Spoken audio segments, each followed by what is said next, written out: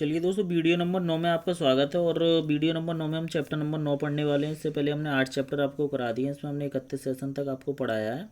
और 31 सेशन तक अगर आपने नहीं देखा है तो पहले आप उसे देखें, सीरियल वाइज देखें। आप प्ले लिस्ट में चले जाएँ, वर्ड पावर में डीजी के नाम से वहाँ फोल्डर होगा, उसमें आप जाइए तो वहाँ आपको 8 वीडियो मिलेंगे, उन्हें आप ज़रूर देखें। तभी आप सीरियल वाइज करेंगे तो आपको ज़्यादा समझ में आएगा। ठीक है, तो इस वीडियो में हम पढ़ेंगे सेशन 32 से लेकर सेशन 37 यानी कि 37 तक पढ़ेंगे। तो सबसे पहले हम रूट वर्ड पढ़ते हैं। अब देखो, BI BO बीवो जहाँ भी आएगा उसका मतलब टू लाइव होता है, यानी कि जिंदा दिल और जिंदा। तो वीवो के फ़ोन भी आते हैं। तो वीवो और बीटा, ये दो वर्ड आप याद रखो, दोनों का मतलब ज़िंदगी से संबंधित होता है। ठीक है। अच्छा, सेक्टस, सेक्टस माने आपको पहले ही बता चुके हैं, कट करना। पेरियो माने होता है टू गिव बर्थ, मतलब किसी को जन्म देना, पेरियो। अब देखो, पी आर से मत समझना। पर माने क्या था, इक्वलिटी था। इक्वलिटी मतलब इक्वल, समानता थी यहाँ पे, तो वो अलग था। ये पेरियो माने क्या होता है, टू गिव बर्थ यानी कि जन्म देना। अब देखो, ग्लूटोनी माने आ जाए तो इसका मतलब स्वेलो होता है, SWA आएगा यहाँ पे, थोड़ा सही कर लेना। स्वेलो माने होता है निगलना किसी चीज़ को। ठीक है, तो इससे एक वर्ड बनेगा ग्लूटोन। ग्लूटोन माने होता है जो पेटू आदमी होता है, यानी कि बहुत सारा खाने वाले को हम ग्लूटोन बोलते हैं। गवर्नमेंट, गवर्नमेंट माने क्या होता है, फूड एक्सपर्ट। ये रूट वर्ड भी है और वर्ड भी है। गवर्नमेंट माने क्या होता है, एक ऐसा बंदा जो खाने का एक्सपर्ट होता है। खाने के एक्सपर्ट का मतलब है जो नई नई तरह की डिश बनाता है। क्लियर? तो आपको समझ में आया ये वर्ड? अब देखिए, एक रूट ओवम, ओवम माने क्या होता है, ओवम माने होता है अंडा, यानी कि एग। ठीक है, तो इससे भी कई सारे वर्ड बनेंगे। अब पहले हम वर्ड पढ़ते हैं, तो और वर्ड जब आएंगे तो उससे पहले रूट वर्ड पहले की तरह हम पढ़ेंगे। देखो, कौन बीबीएल आप समझिए। कौन कौन होता है, कौन बीबीएल ये क्या, देखो CON कौन माने आपको बताया था मैंने, विद होता है, साथ होता है। और देखो BI ये तो बीवो और बीटा उसी से बना हुआ है, इसका मतलब जिंदगी, जिंदा दिल होता है।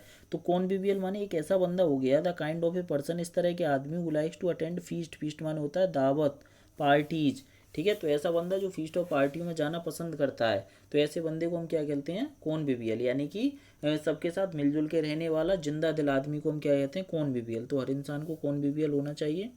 ठीक है। अगला वर्ड आइए, देखिए अगला वर्ड हम पढ़ेंगे रिविटेलाइज होना। रिविटेलाइज होना मतलब, अब देखो, री माने होता है दोबारा, री माने क्या होता है, फिर से। और बीटा माने आपको बताया था जिंदगी, तो गिव न्यू लाइफ टू, यानी कि एक नई जिंदगी देना क्या कहलाता है, रिविटेलाइज होना।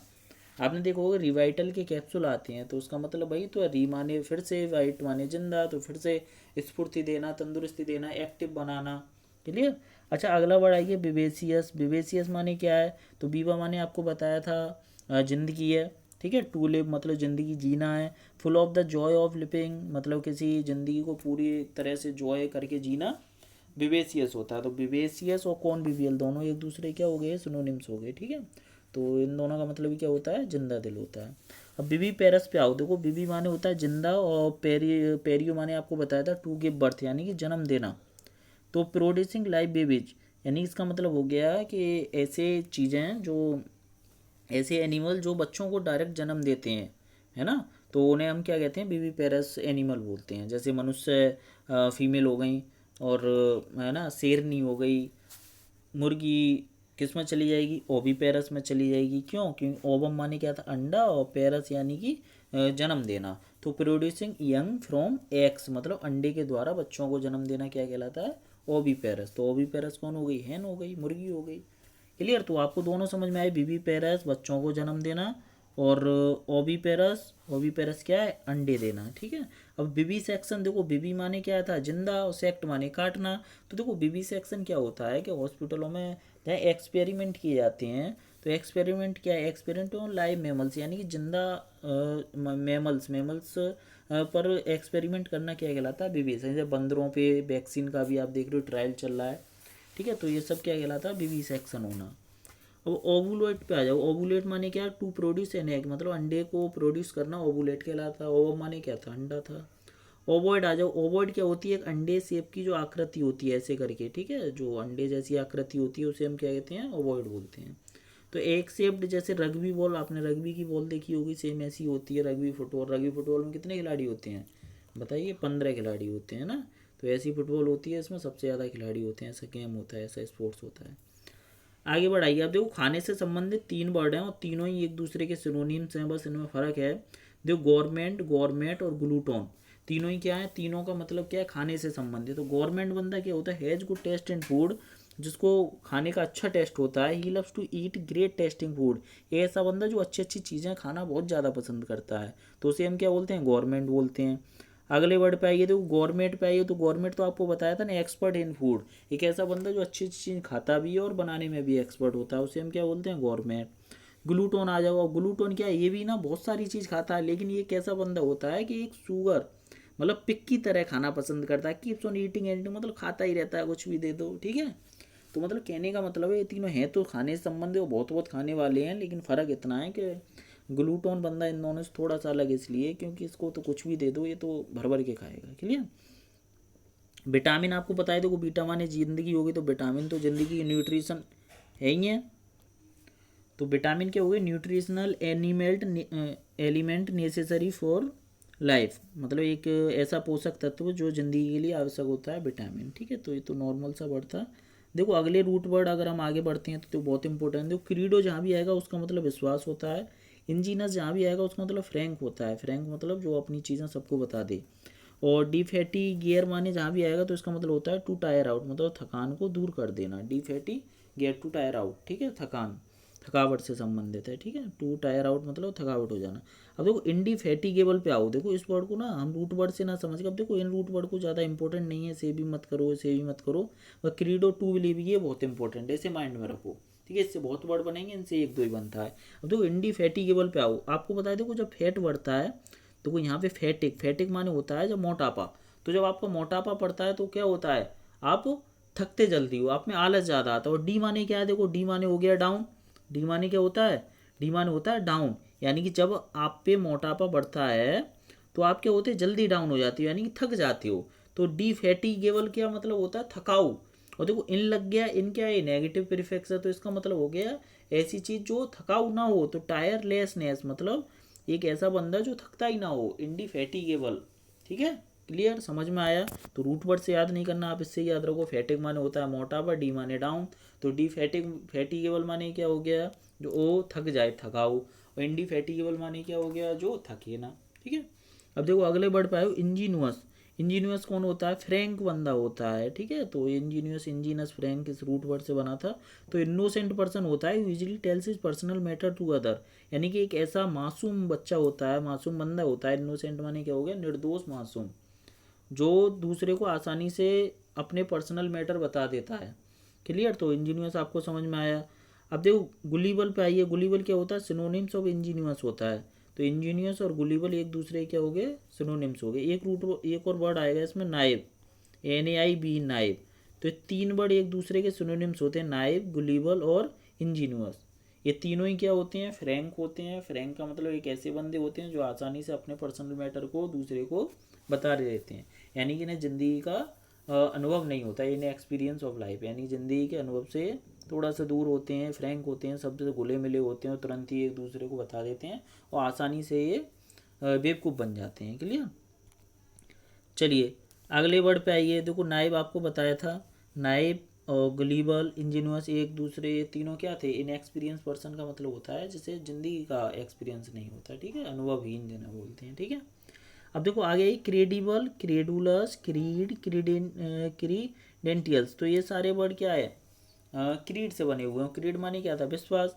तो क्रेडिबल माने क्या होगी, एक ऐसी चीज़ कैन बी बिलीवेबल, यानी जिस पर हम विश्वास कर सकें। तो क्रेडिबल आपको समझ में आए, क्रेडिबल चीज़ें हो गई। क्रेडुलस आ जाओ, अब क्रेडुलस क्या होता है, क्रेडुलस एक ऐसा बंदा होता है दूसरों पे आसानी से विश्वास कर लेता है। क्रेडुलस कौन होता है, एक ऐसा बंदा जो आसानी से दूसरों पे विश्वास कर लेता है। और क्रेडिबल क्या था, एक ऐसी चीज़ जिस पे हम विश्वास करते हैं, ठीक है। तो क्रेडिबल और क्रेडुलस में इतना फ़र्क है। अब देखो क्रीड आ जाओ, क्रीड माने क्या हो, रिलीजियस बिलीफ, मतलब धार्मिक विश्वास जो होते हैं उन्हें हम क्या बोलते हैं, क्रीड बोलते हैं। अब क्रीडेंटियल्स क्या होते हैं, identity, right to be believe, मतलब जो आप देखते हो जो हाई स्कूल की मार्कशीट वगैरह जो होती हैं जिन्हें हम बोना फिडे भी बोलते थे, ठीक है, तो उन्हें ही बोलते हैं क्रीडेंटियल्स, ठीक है।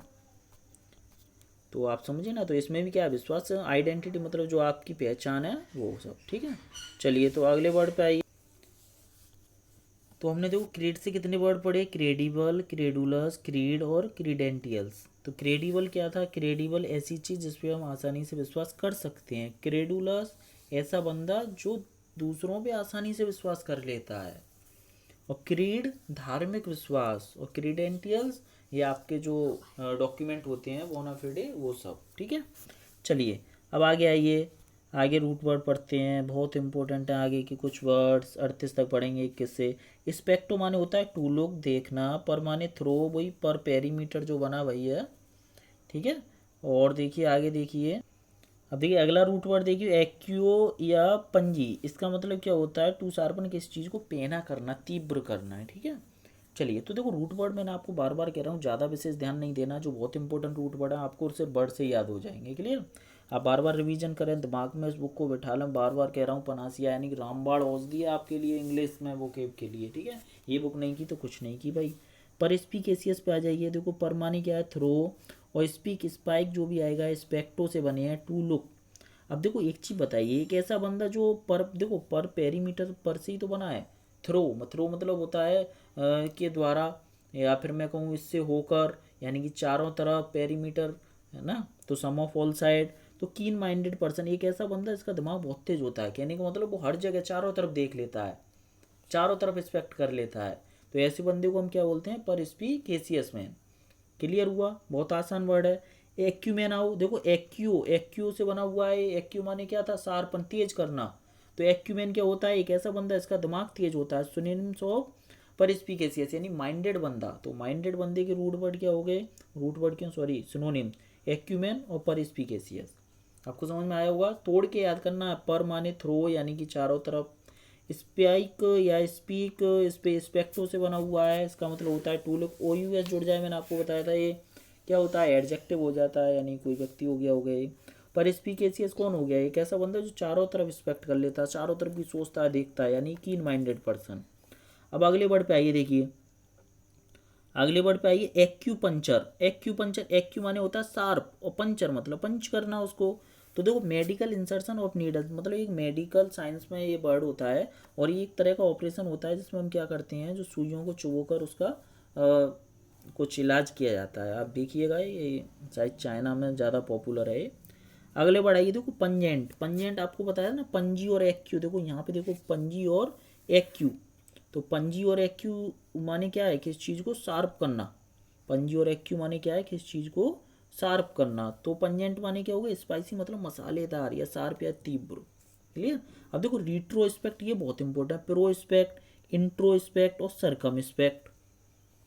स्पेक्ट माने क्या था, टू लुक देखना। अब देखो रिट्रो माने होता है वापस, रिट्रो माने क्या होता है वापस, तो वापस से किसी चीज को देखना मतलब बैकवर्ड लुक, कहने का मतलब अतीत की यादों को देखना, रिट्रोस्पेक्ट। रिट्रोस्पेक्ट माने क्या हो गया, अतीत की यादें, अतीत मतलब बचपन की यादें हो गई, क्लियर। अब आगे आई तो प्रोस्पेक्ट।